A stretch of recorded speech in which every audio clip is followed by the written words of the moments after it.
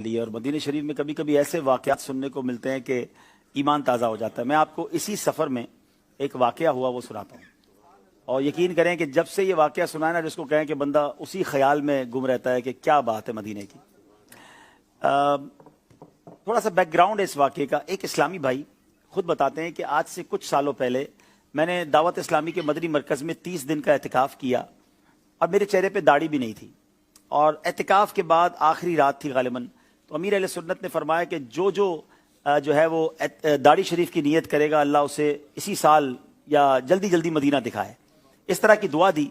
वो कहते मैंने दाढ़ी शरीफ की नीयत कर ली, दाढ़ी की नीयत की। मेरे पास तो पैसे भी नहीं थे मदीना शरीफ जाने के। वहाँ मस्जिद नबी शरीफ में खादिम की जॉब्स आती हैं। कहते वो जॉब आई, मेरी खाला या मेरी पुपी ने मुझे कर्जा दिया, और मैंने वो पैसे खर्च करके मैं मदीना शरीफ चला गया। मदीना शरीफ पहुंचा। आज वो बता रहे थे कि 2.5 साल हो गए मुझे पहुंचे हुए, या 3 साल हो गए, अब तक वो वापस नहीं आए। कहते हर साल छुट्टी मिलती है, मैं मदीना छोड़ के नहीं आया। अच्छा, वहां वो कहते हज के दिन थे, तो मुझे किसी ने कहा कि ये पैसे लो और मस्जिद नबी शरीफ में दस्तरखान लगाओ। तो मैंने मस्जिद नबी शरीफ में दस्तरखान लगाया। तो दस्तरखान पर कुछ लोग आ गए, तो किसी ने मुझसे वहीं दस्तरखान पर पूछ लिया कि बेटा आपकी शादी हो गई है?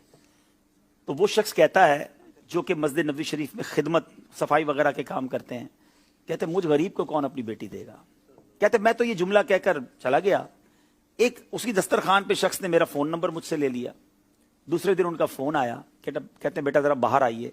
मैं मस्जिद नबी शरीफ से बाहर गया, और मुझे कहते हैं कि मेरी ये 2 बेटियां हैं, मैं अमेरिका से आया हूं, इन दोनों में से किसी एक बेटी को पसंद कर लो, मैं तुम्हारी शादी कर दूंगा।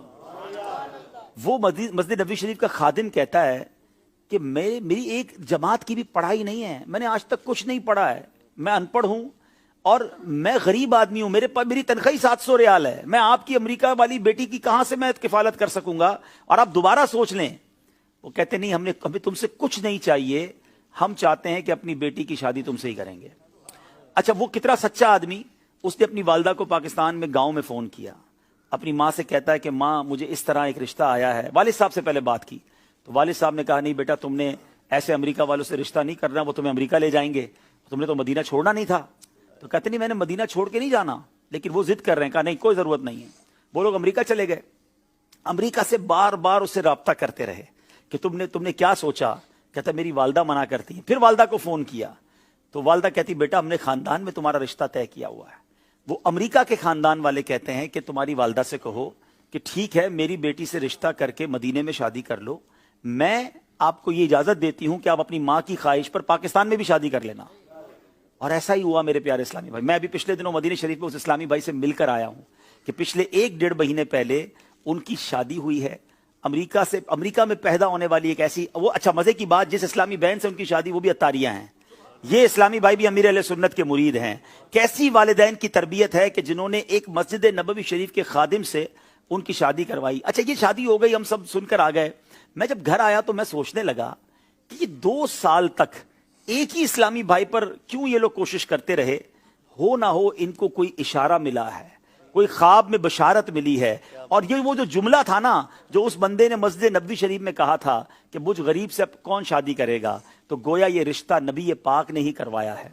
फिर मैंने खुद अमेरिका राब्ता किया कल, और ये सवाल पूछा कि ये बताइए कि ये क्या वजह है कि आपने 2 साल तक, भाई मदीने शरीफ में और भी बहुत सारे लोग थे, अपनी बच्ची की अगर आपने मदीने पाक में शादी करनी थी तो किसी और से कर देते, डायरेक्टली इस खादिम मस्जिद नबवी शरीफ से आपको क्यों करनी थी। तो बस उन्होंने यही बताया। अब उन्होंने ये कहा कि एक राज है, जो राज हम आपको बताएंगे और किसी को नहीं बताएंगे। तो जो कुछ अब तक पता चला है वो यही है कि उसके दिल से निकला और मेरे आका ने ये रिश्ता करवा दिया।